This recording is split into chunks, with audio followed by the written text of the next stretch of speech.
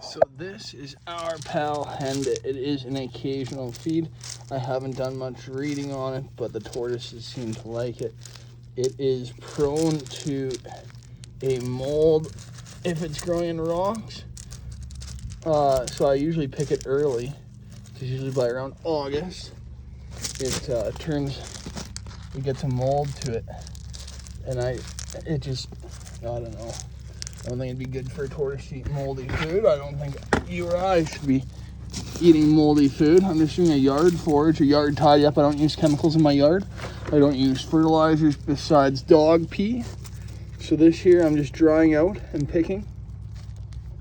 Everything will be going into the window screen where I dry things out in the sun naturally. Once the weeds are crunchy, you can store them in a paper bag.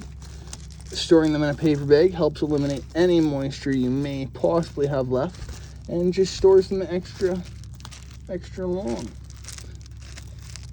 I find when this weed is short, it isn't as prone to molds and other sorts of things.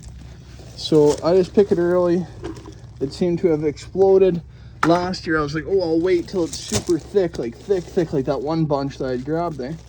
And everything took to mold. So I cut everything back and down, waited for winter, everything froze over. So, see how things go here. And I'm just gonna pick this. Look at that bucket. That is probably 1 week's worth of food in the wintertime, of dried food almost. So, here is the no-feed prickly wild lettuce. You can tell how it leaks that little bit. Prickly leaves, spikes upon the base. That bites my fingies.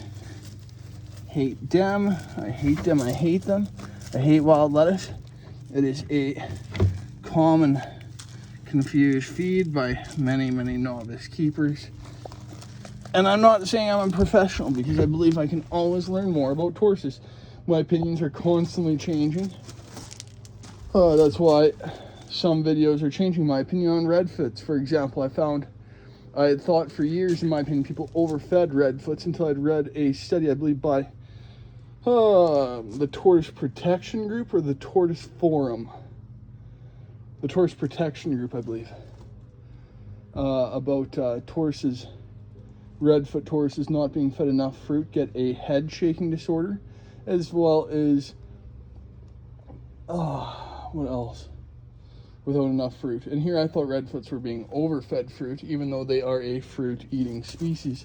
I just found that they were being overfed fruit by the pictures of the internet. But here we are picking up weeds, because I just have Hermans, and them and alongside spur thighs and Greek tortoises, Mediterranean tortoises, Horsefields, Russians, what else?